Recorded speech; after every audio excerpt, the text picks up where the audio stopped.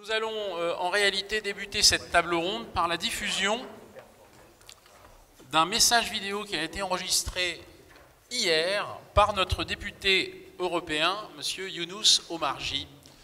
Et je dois dire que c'est un message d'une douzaine de minutes, mais particulièrement éclairant sur le thème qui nous intéresse. Et pour la petite anecdote, Younous Omarjee,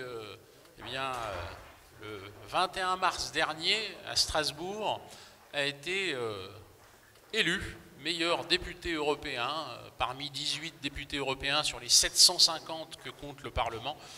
Il a été parmi ces 18 lauréats pour son assiduité au Parlement européen, mais aussi pour ses travaux concernant les politiques régionales de l'Europe. Et il nous a fait ce grand plaisir de nous transmettre ce message, et je vais demander à nos techniciens d'envoyer sa vidéo. Merci.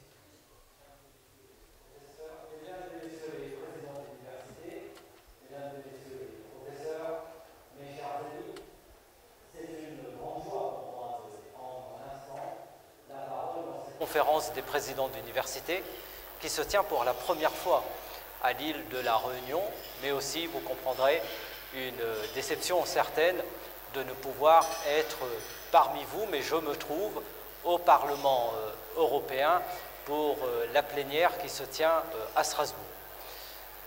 Ce que je veux vous dire rapidement, d'abord, c'est avec ce monde qui avance, avec les civilisations du monde qui interagissent toujours plus entre elles, avec les impératifs de durabilité écologique qui pèsent désormais sur chacun de nous et sur chacune de nos actions, avec aussi l'accélération des découvertes et des innovations technologiques, les universités sont appelées à continuer d'être l'un des viviers du monde de demain, en y préparant la jeunesse et en y forgeant les esprits qui l'inventeront.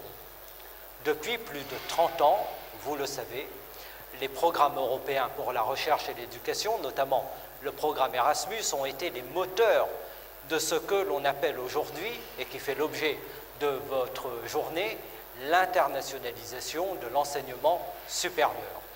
Le programme Erasmus, qui est le premier programme emblématique de mobilité au sein de l'Union européenne, renforcé par le processus de Bologne, a participé à ce développement de la connaissance et à l'internationalisation de l'enseignement au sein de l'Union européenne, puis dans le monde également. L'internationalisation de l'enseignement en Europe s'est fondée sur la mobilité, sur la reconnaissance des diplômes et sur l'aide au financement pour l'accès à l'enseignement supérieur. On observe cependant aujourd'hui de plus en plus d'obstacles, ainsi qu'un détournement progressif des objectifs de l'internationalisation de l'enseignement au profit des lois de la mondialisation. Et le Parlement européen a commandé une étude en 2015 précisément sur ces questions d'internationalisation de l'enseignement supérieur. Que dit cette étude du Parlement européen? Elle nous apprend que si l'internationalisation est d'importance croissante à tous les niveaux, il existe encore des difficultés et des problématiques qui vont en fait croissantes. Difficultés de financement, tendance à la privatisation, pression concurrentielle de la mondialisation et mise en concurrence qui remplace progressivement la coopération entre les universités et instituts de recherche, mais aussi une attention de plus en plus accrue aux liens entre l'enseignement supérieur et le monde de l'entreprise. Alors, une question se pose. Internationalisation doit-elle signifier mondialisation? L'internationalisation, je crois, c'est l'ouverture au monde, aux autres cultures, mais elle ne doit pas pour autant conduire à une uniformisation des enseignements et des modes de pensée. Elle doit se faire, au contraire, dans le respect des cultures et des enseignements, dans leur plus grande diversité et en même temps dans leur singularité. Certains voient l'internationalisation de l'enseignement, en fait, comme une sorte de composante de la mondialisation et comme un moyen de s'y préparer. Je crois pour ma part qu'il faut veiller au contraire à ne pas entrer dans ce biais-là, à ne pas mélanger ces deux notions qui n'ont définitivement pas les mêmes conséquences. L'internationalisation, c'est l'addition des économies, des politiques, c'est l'addition des cultures. La mondialisation, elle, c'est leur agglomération et donc au final l'anéantissement des particularités.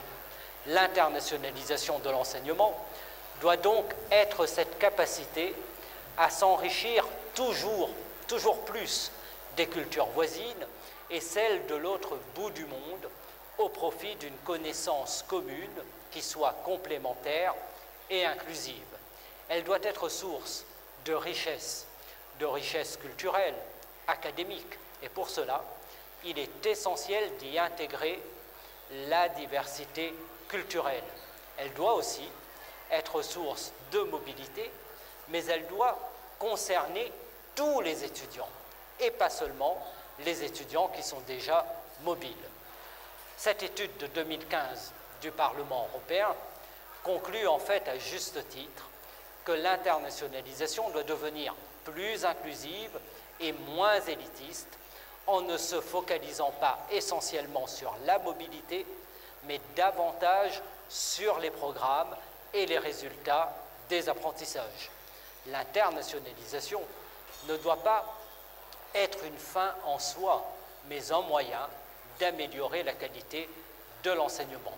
Elle ne doit pas non plus reposer uniquement sur des motivations économiques. Je pense que nous sommes tous d'accord là-dessus.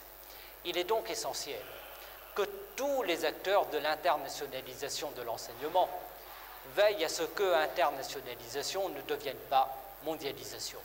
Et il est essentiel que le programme Erasmus+, et tous les programmes de recherche ne soient pas uniquement spécialisés dans la mobilité, ne visent pas uniquement les bénéfices économiques à court terme, la formation des étudiants et des scientifiques les plus talentueux, ou encore la réputation et la visibilité internationale, bien que tout cela soit parfaitement légitime.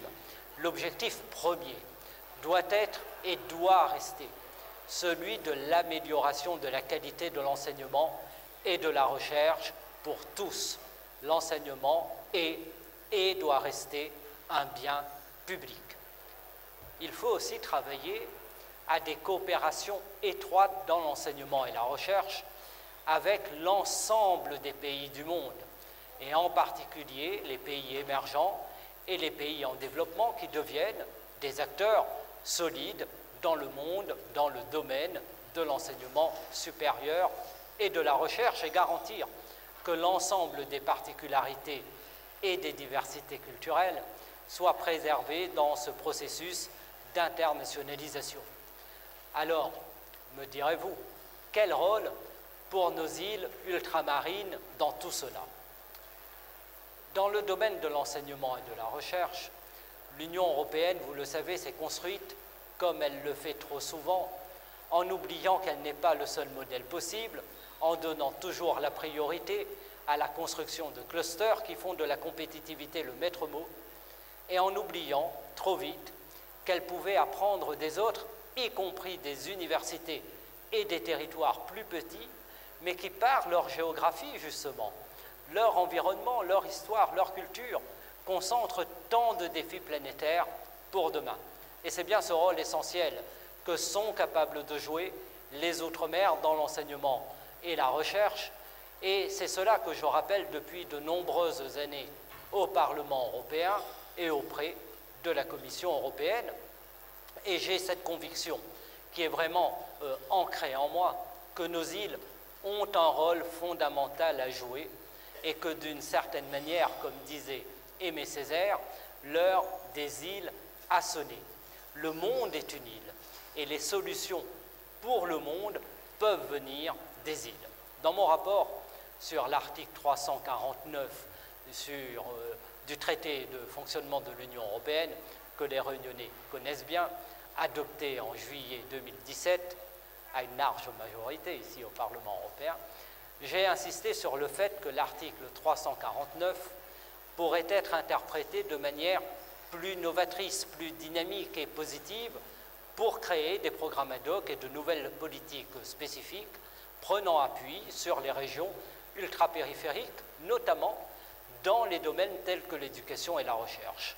J'ai demandé, par exemple, entre autres propositions, que l'accès des régions ultrapériphériques aux programmes horizontaux de l'Union soit facilité en prévoyant des conditions d'accès spécifiques pour nos territoires, afin notamment de mieux relier leurs universités, les centres de recherche et les entreprises innovantes, et pour permettre à nos régions de devenir des territoires encore plus attractifs qu'ils ne le sont déjà. J'ai aussi demandé que les échanges et la coopération soient encouragés entre les RUP et les pays tiers qui partagent les mêmes bassins géographiques dans les mêmes domaines de la recherche et de l'innovation, mais aussi de la culture et de l'éducation. J'ai aussi, dans ma proposition, appelé la Commission européenne à encourager la mobilité des étudiants et des jeunes entrepreneurs ultramarins en les prenant mieux en compte au sein du programme Erasmus. Ces demandes ont porté partiellement leurs fruits, puisque aujourd'hui les régions d'outre-mer bénéficient non seulement d'une aide maximale au sein du nouvel Erasmus+, dont le budget sera d'ailleurs augmenté dans le futur cadre financier pluriannuel pour exercer leur mobilité, mais la Commission a également pour la première fois prévu dans son programme Horizon 2020 de soutenir l'innovation et les investissements dans les Outre-mer en les aidant à participer au programme avec une action de coordination et de soutien spéciale. Toutes ces demandes ont aussi conduit à ce qu'on appelle d'offres spécifiques aux Outre-mer de 4 millions d'euros pour la recherche et l'innovation, soit rendues possibles pour 2018-2020. Il revient aujourd'hui à nos territoires et à tous les acteurs de l'enseignement et de la recherche des Outre-mer, dont vous faites partie, de se saisir de ces nouvelles opportunités acquises dans les nouveaux règlements et programmes européens de l'enseignement, de la recherche, pour mieux nous intégrer dans ce processus. Il nous appartient aujourd'hui de faire vivre cette internationalisation de l'enseignement supérieur dans nos territoires et par nos territoires, chez nous, sur le continent européen, mais aussi dans nos bassins géographiques, en privilégiant la coopération et les partenariats avec nos voisins qui partagent avec nous une histoire commune et tant de choses, et en dynamisant notre politique d'accueil de jeunes venus du monde entier. Car chaque étudiant qui vient à un moment étudier chez nous repart pour une vie entière avec nos îles, avec notre culture, avec ce sentiment de fraternité pour la vie dans leur tête. Bien, nous allons à distance applaudir Younous Omarjee pour cette belle vision qui bien sûr appelle des commentaires, des analyses. Les propos sont riches, mais ils sont, j'allais dire, bien marqués. C'est une vision de l'internationalisation versus une mondialisation débridée. Je pense que notre collègue Pierre Van de Weg nous présentera sa vision et commentera sans doute en opposition bien ce point de vue politiquement marqué, mais tout à fait intéressant. Et puis ce que je vous proposerai ensuite, ce sera un autre regard finalement, sinon extérieur, du moins différent sur ces questions, celle du représentant d'un des grands organismes de recherche présents sur notre île. C'est même, et de loin, le premier organisme de recherche, c'est le CIRAD, bien sûr, avec environ 250 personnes sur notre île. C'est la deuxième implantation ciradienne en France, après celle de Montpellier. Je voudrais peut-être conclure par l'évocation de ce fameux rapport qui a été effectivement commandé par le Parlement européen. Dans le petit document de présentation, le programme détaillé que vous avez en main, j'avais tenu effectivement à rappeler quelques grandes entrées dans cette question de l'internationalisation qui venaient comme des conclusions du rapport. vous avez le lien pour le téléchargement de ce rapport, intitulé « L'internationalisation de l'enseignement supérieur ». Et je vais juste lister ces quelques questions avant de céder la parole à Pierre Van de Weg. La première question qui se pose dans ce rapport, c'est la compréhension tout simplement de l'internationalisation dans le contexte de l'enseignement supérieur en termes de stratégie poursuivie au niveau mondial. Quelles sont les tendances finalement? Que constate-t-on du point de vue de l'internationalisation de l'enseignement supérieur? C'est aussi la question qui nous avait animés lors du colloque annuel de la CPU à Dijon, où Frédéric Miranville et moi-même avions eu le bonheur d'animer une table ronde sur l'exportabilité du modèle de l'enseignement supérieur et de recherche européen, donc le fameux modèle LMD, né il y a 20 ans, au terme de cette fameuse conférence de Bologne. C'est, vous l'avez tous en tête, la naissance du fameux LMD, licence, master, doctorat. C'est la naissance des grands programmes dont il a été question ici, bien sûr, Erasmus. Et la question posée était celle de l'exportabilité de ce modèle, et encore, fallait-il réfléchir à cette expression même de modèle. Est-ce un modèle, et est-ce un modèle à suivre dans le monde?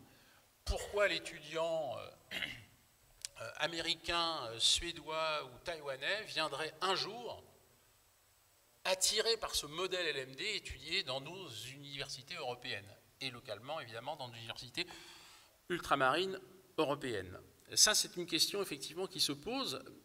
Dans le même temps, comment l'Europe et ses États membres peuvent favoriser cette attractivité? C'est une autre question présente en filigrane dans ce rapport.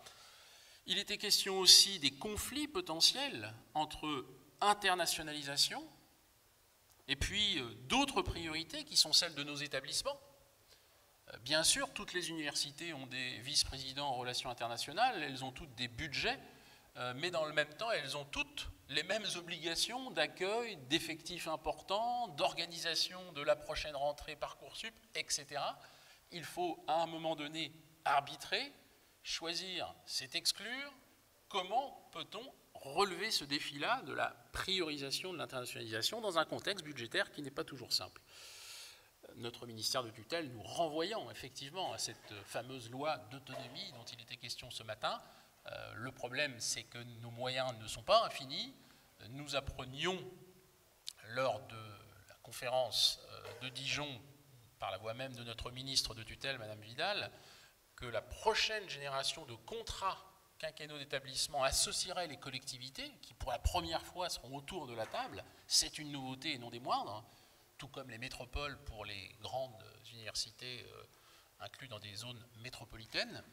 Donc tout ça, ça fait partie effectivement de ces transformations majeures que j'évoquais dans mon prolégomène du matin.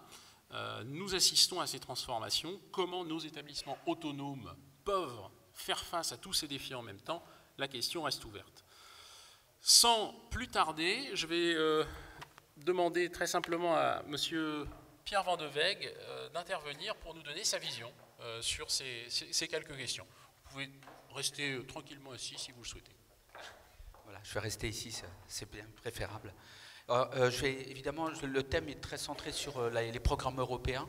Donc le but du jeu, évidemment, ça ne va pas être de vous faire la liste des programmes européens, parce que ça ne présente strictement aucun intérêt. Mais par contre, de faire un éclairage sur deux événements qui ont eu lieu là, en l'espace de quelques jours.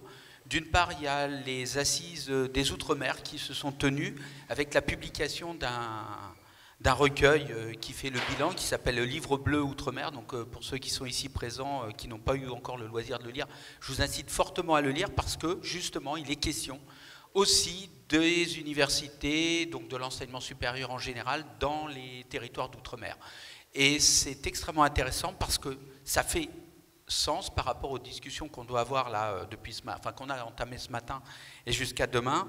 C'est-à-dire que la question de l'inscription de ces universités dans leur territoire, mais aussi de leur interaction avec le tissu européen, et donc en particulier les programmes tels qu'ils existent, sans oublier la mise en réseau de ces établissements. Et pour ceux-ci, je pense que ce sera évoqué dans d'autres tables rondes, il y a l'allusion par exemple à la mise en place d'une espèce de campus virtuel d'université ultramarine relié évidemment avec la métropole.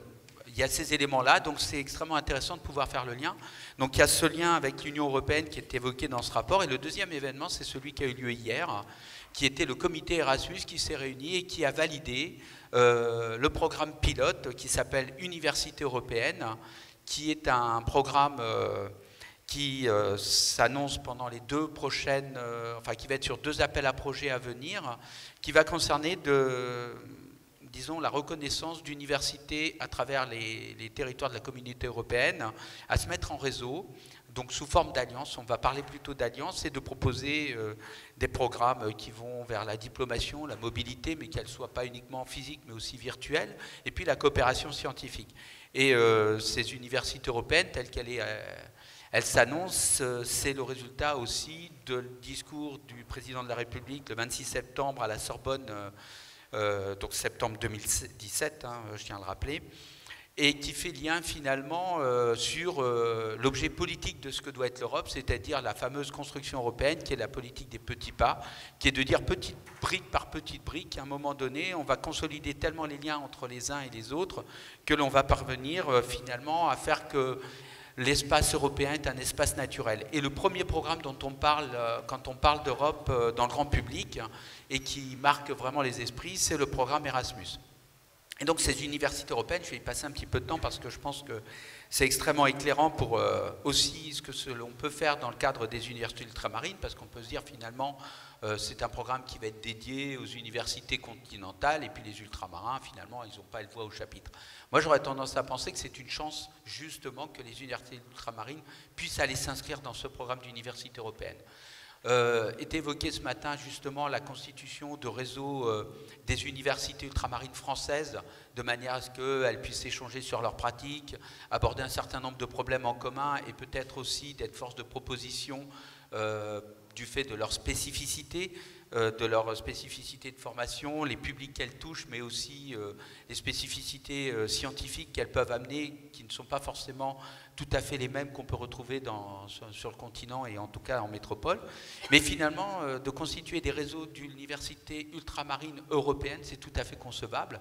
Il y a suffisamment d'États membres de l'Union européenne qui ont, comme la France, des territoires éloignés, ultra-périphériques, j'entends le terme, hein. Je ne suis pas un grand spécialiste, alors j'apprends les mots, et qui est de dire, finalement, est-ce qu'on ne peut pas mettre, tel que c'est inscrit dans le programme pilote qui sera publié en octobre, 3 à 6 universités ultramarines des différents États membres, 3 minimum, hein, pourquoi pas en associant une université continentale dans le paquet, de manière à ce que ça puisse se consolider les liens et d'aller postuler sur ces spécificités au programme européen, Université européenne. Pourquoi? Puisque finalement la Commission et en particulier le comité Erasmus veut promouvoir effectivement par l'entrée éducation, mais sans oublier la recherche, j'insiste bien, la construction de ces réseaux ou de ces alliances, mais d'expérimenter, puisqu'on est dans le cas d'un programme pilote, d'expérimenter différents modèles. Et qu'il peut y avoir des modèles transfrontaliers, des modèles qui vont couvrir, imaginons, plutôt la zone sud de l'Europe, des modèles qui vont peut-être couvrir des espaces géographiques plus larges qui vont aller de l'ouest à l'est, des modèles qui seront peut-être plus dédiés au nord, certains modèles, pourquoi pas thématiques, même si c'est moins recommandé. Et puis, ce qui serait extrêmement élégant, c'est qu'effectivement une réflexion s'impose dans les universités ultramarines, d'être en capacité de proposer aussi un modèle d'université européenne pour des sites extrêmement distants.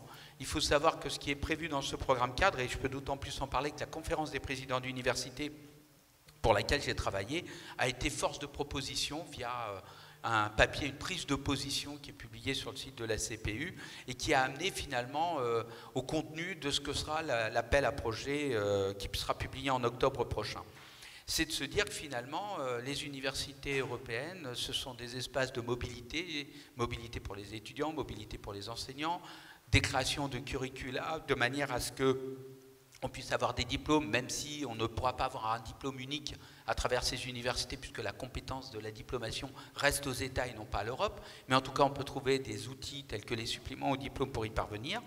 Et puis aussi des espaces de mobilité pour la recherche. Ça veut dire, quand je dis recherche, c'est mobilité des chercheurs, des doctorants, mais aussi des idées et des sujets de recherche.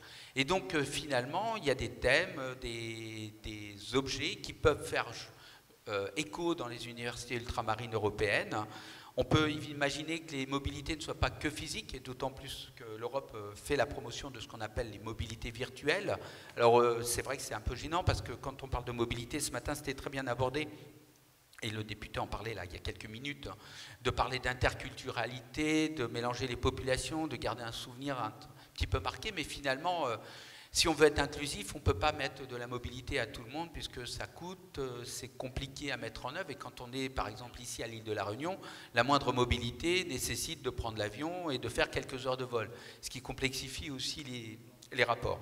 Mais l'utilisation par exemple des outils du numérique, et je pense que ce sera abordé dans une des tables rondes, je crois cet après-midi, si je ne dis pas de bêtises, pourrait être très fortement soutenu et être fortement utilisé justement dans la constitution de ces réseaux d'universités européennes. Donc moi je ne vais pas aller trop longtemps, après on peut aborder plein d'autres points sur les programmes européens et les universités ultramarines, leur constitution en alliance, mais je trouverais vraiment très élégant, sachant que l'appel n'est qu'au mois d'octobre et que les dossiers seront à déposer au mois de février, puisqu'ils ont gardé la chronologie des programmes habituels.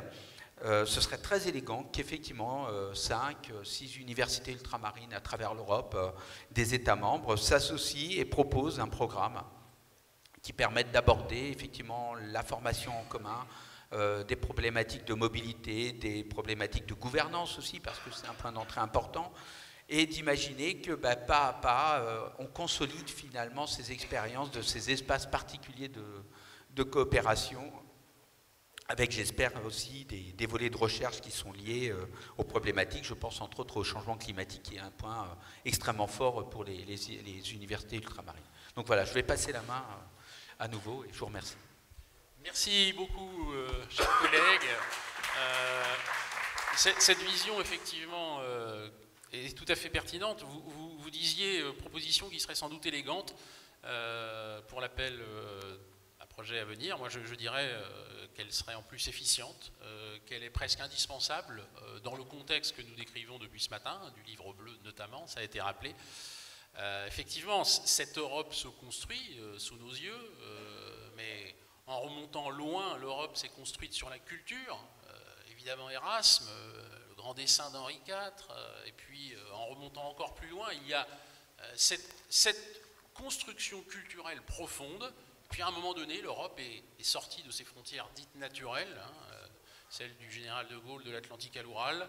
L'Europe, c'est aujourd'hui les Outre-mer, ce sont les régions ultra-périphériques, les Canaries, Açores, Madère. Et je pense que cette idée, effectivement, de nous raccrocher à cette cohérence-là, avec une identité de problème, on citait effectivement à l'instant, la question du changement climatique et de ses conséquences sur la biodiversité, mais on peut commencer aussi par les sociétés elles-mêmes et les problématiques auxquelles elles sont confrontées en tant que micro-sociétés insulaires, de durabilité, de résilience des territoires.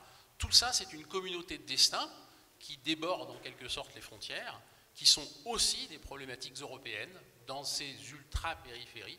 Et je vous remercie beaucoup de cette information précieuse, puisque nous avons même cet avantage bien de lire en filigrane ce que sera l'appel qui sera lancé en octobre seulement. Donc merci beaucoup pour cette intervention et cette information. Je vais céder la parole maintenant au représentant local, au directeur régional du CIRA d'Océan Indien. Et il se trouve qu'il y a une erreur de copier-coller, l'a transformé en ambassadeur. Il est très fier, mais il ne l'est pas encore. Oui, je vous rassure, je ne suis pas passé ambassadeur, directeur régional. En tout cas, tout d'abord, bonjour à tous, et puis un grand merci et à saluer l'initiative à l'occasion de cette conférence des présidents d'université, de parler un peu de prospective et de se projeter et de rapprocher évidemment et de faire levier avec l'enseignement et pour ce que je vais vous parler, évoquer vis-à-vis de la recherche et de la recherche et l'enseignement, en prenant comme exemple évidemment notre expérience, parce que nous avons une certaine expérience au niveau du territoire océan Indien, que je représente en tant que directeur. Juste quelques mots sur le CIRAD. Nous avons deux grandes vocations. Faire de la recherche, donc produire des connaissances, mais surtout le faire avec la formation et de faire cette formation à et pour la recherche. Et le lien est très fort et je tenais à le dire parce qu'elle est importante. La recherche et l'enseignement sont deux leviers forts du développement Et ce sont des leviers intéressants parce que ce sont des leviers à la fois culturels, à la fois des leviers matériels, entrepreneuriales.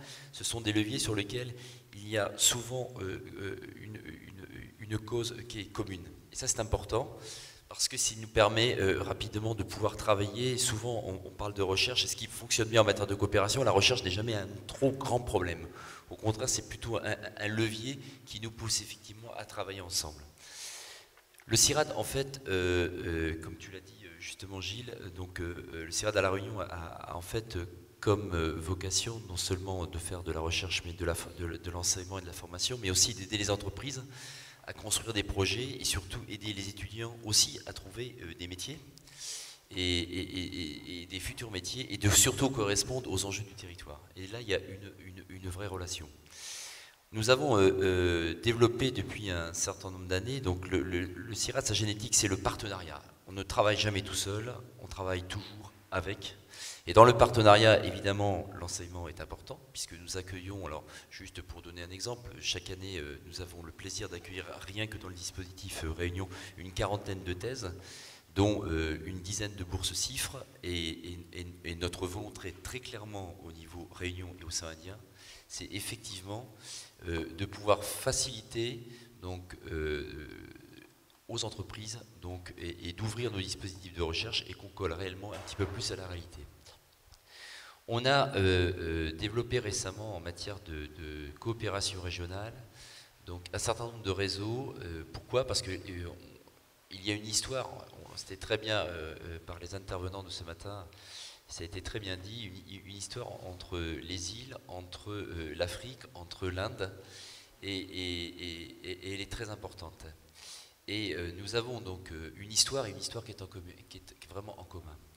Et une histoire aussi en matière de recherche et de volonté partagée, de pouvoir travailler très vite, beaucoup plus rapidement, en intelligence collective, hein, pour pouvoir répondre aux grands défis qui nous touchent tous, notamment en matière de développement durable, que sont les défis démographiques, les défis sociétaux, les défis économiques, les défis environnementaux, et tout ça face à une réalité qui est la réalité du changement climatique. Et ça va très vite.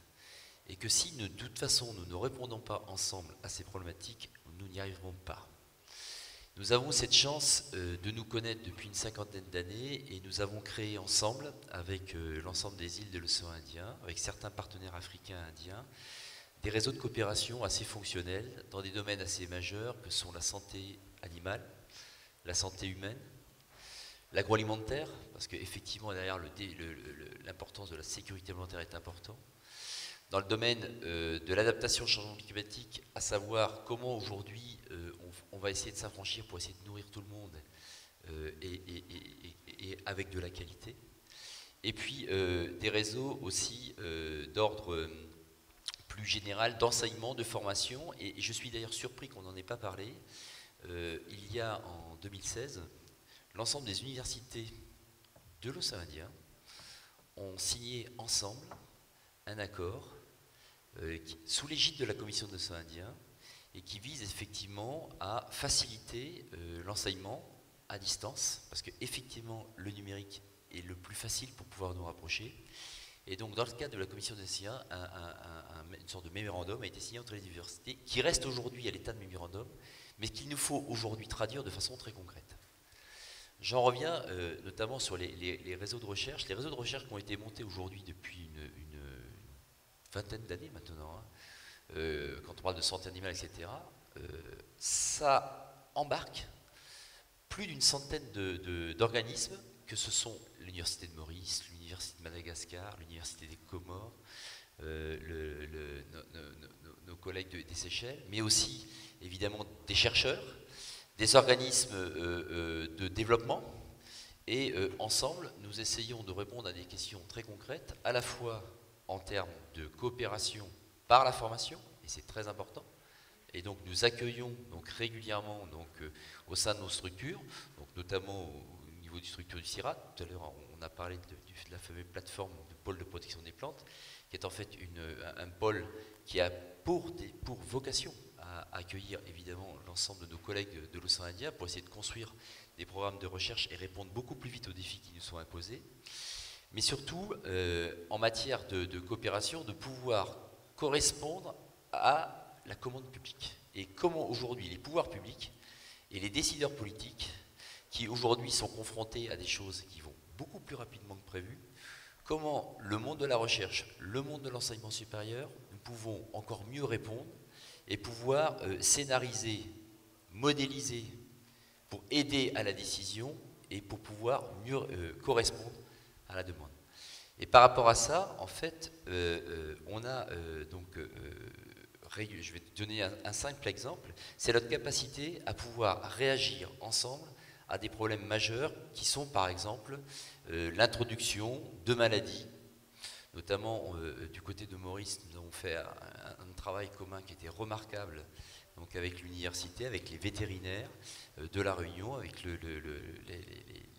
partenaires franco-mauriciens, et nous avons dû faire face il y a 2 ans à une crise majeure qui était une fièvre afteuse, donc, qui a décimé l'ensemble du troupeau de Maurice, et pour lequel je trouve que, alors là c'était un exemple particulier, la coopération était très vite, et elle a pu se mettre en place parce que nous nous connaissions et nous avions 50 ans d'histoire ensemble, et que derrière on a pu très rapidement répondre à ces besoins-là.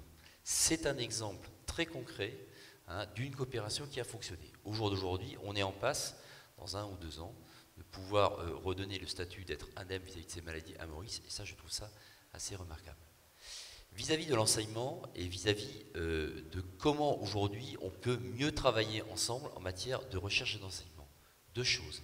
Il y a quelque chose qu'on fait très mal, et on le fait très mal, je pense, à la fois dans tous les pays qui nous entourent, et y compris chez nous, en France, et je vais donner l'exemple de La Réunion, c'est d'essayer de jouer l'intelligence collective et de savoir aujourd'hui comment on peut mieux mettre en cohérence tous nos dispositifs et nos infrastructures de recherche et d'enseignement.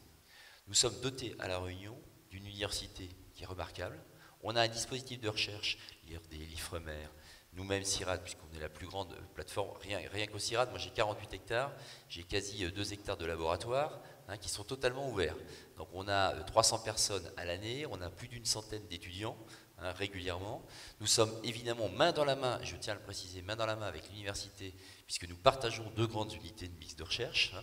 Mais je trouve qu'on est timide, on reste encore timide, et que derrière, nous devrions notamment en matière de politique sur de rapprochement d'infrastructures, de réflexion globale sur les équipements, comment aujourd'hui dans des gros équipements de recherche qui servent à la fois à la recherche et à l'enseignement, comment aujourd'hui on peut mieux mutualiser les choses de manière à être beaucoup plus performant.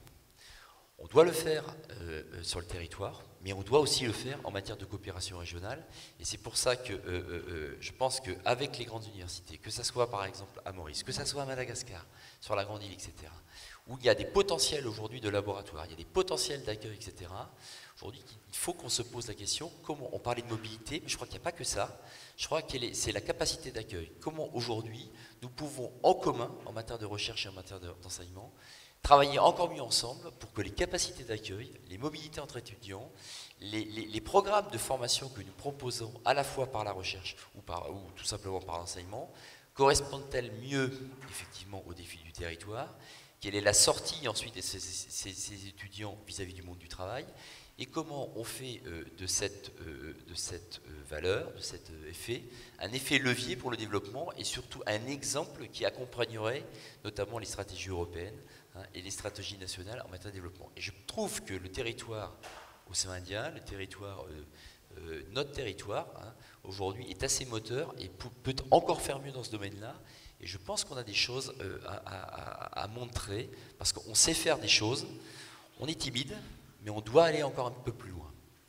Je reviens j'en finirai pour ne pas être trop long, j'en reviens sur notre capacité à travailler ensemble et sur notre capacité aujourd'hui à essayer de se dire, on parlait tout à l'heure, je crois que c'est Robert Combi qui parlait de chasser en meute, c'est une évidence. Aujourd'hui, notre intérêt, il est commun. Et si effectivement derrière, à plusieurs, on arrive à aller décrocher des marchés, notamment sur le côté africain, et notamment une grande politique de développement aujourd'hui de la France, et très clairement c'est l'Afrique.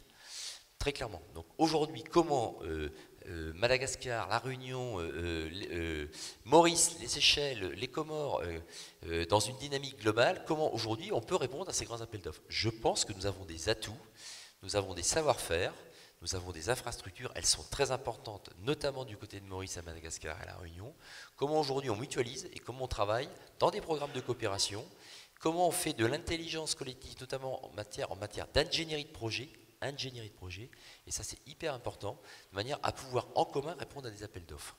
Si nous commencions déjà par là à mieux travailler ensemble, je pense que nous serions beaucoup plus lisibles, hein, et surtout beaucoup plus productifs, avec un atterrissage qui serait un petit peu mieux compris de l'autre monde qui y a derrière le monde de l'enseignement et de la recherche, qui est le monde de l'entreprise et le monde privé. Et là, on est attendu. Voilà. Juste.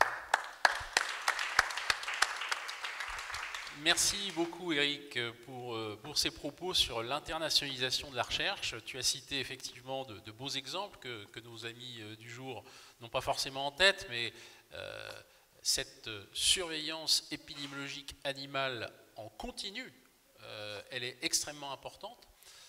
Nous partageons avec nos amis du sud-ouest océan Indien, bien sûr, de mêmes défis à relever. Le CIRAD répond à une commande de la Commission de l'océan Indien sur des questions de sécurité sanitaire, de sécurité alimentaire, et ce sont effectivement des problématiques qui se posent à toutes nos îles. Et toutes nos îles sont effectivement associées, comme le rappelait brillamment Paul Hoarau ce matin, par la même histoire, la même communauté de destin. Et c'est vrai, de mêmes problématiques et de mêmes défis à relever. Lorsque une question de sécurité sanitaire se pose sur la côte est de l'Afrique, elle transitera rapidement par le canal de Mozambique, les Comores, Madagascar, elle touchera la Réunion. Nous avons vécu ça avec les grandes catastrophes sanitaires de 2005-2006 avec le chikungunya. Nous avons évidemment la dengue qui anime les esprits aujourd'hui et qui occupe nos spécialistes. Eh bien, c'est cette communauté biogéographique qui fonctionne. Ça veut dire qu'effectivement, Aedes albopictus, vecteur d'un certain nombre d'arbovíroses, eh bien, il se sent bien sous nos climats, mais changement climatique oblige, il se sent bien aussi désormais en Europe. Et j'en reviens à la question de la mondialisation et des flux de personnes. Désormais, la question de ces arboviroses se pose clairement parce que Aedes albopictus, qui était sur les franges méditerranéennes il y a quelques années, est désormais au nord de Lyon et touche bientôt l'Île-de-France. Donc on voit aussi cette articulation entre mondialisation, mouvement de population accru, toujours accru, et puis des problématiques qui ont été les nôtres, mais qui seront demain celles de l'Europe.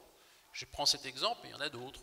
Notre CRVOI, le Centre de recherche et de veille sur les maladies de l'océan Indien, qui avait été créé suite à l'épidémie de chikungunya, avait travaillé aussi sur la grippe H1N1, que nous avions connue par anticipation, si je puis dire, par rapport à l'hiver de l'hémisphère nord. Donc nous avons ces questions-là qui sont prégnantes. Nous avons bien sûr également, j'y reviens, et là je me tourne vers Roger Ramchetti, qui nous fait le plaisir d'être avec nous, notre président du Conseil de la culture, de l'éducation et de l'environnement. Nous avons une communauté de destin et de population. Les problématiques de sciences de l'homme et de la société doivent être prégnantes pour toutes nos îles. Et effectivement, nous sommes confrontés à des transitions démographiques, voilà, des transitions énergétiques, avec ces perspectives d'autonomie énergétique qui caractérisent nos territoires. Nous sommes devant des transitions sociales et économiques ou socio-économiques. Nous quittons cette phase de rattrapage et nous revendiquons effectivement depuis maintenant plusieurs années cette égalité sociale. Elle n'est pas encore une égalité économique, mais nous partageons finalement ces transitions. Nous sommes des territoires insulaires, micro-insulaires, en transition, mais vers un modèle de réussite. Et ce modèle de réussite, c'est finalement le pari. Il est fondé sur l'économie de la connaissance. Il est clair que nous ne reviendrons pas en arrière. Les paris qui sont ceux de l'avenir sont tous, peu ou prou, connectés à l'innovation, connectés à la recherche, connectés à la ressource première de nos territoires, la ressource humaine et la jeunesse. Voilà, je vous remercie beaucoup de votre présence, de votre attention ce matin, soutenue toute la matinée, de votre patience également. Nous avions pris un peu de retard pendant cette séquence. Je vais juste la conclure en vous précisant qu'une pause déjeunatoire vous attend juste devant l'amphibioclimatique et vous êtes tous cordialement invités ce soir à un cocktail dînatoire à la Villa du département. Et nous remercions évidemment le département et son représentant, le vice-président Armand, qui a dû nous quitter. Mais vous êtes donc attendus ce soir à 19h30 à la Villa du département. Ce sera avec plaisir que nous échangerons sur ces thèmes de la matinée. Merci encore à vous.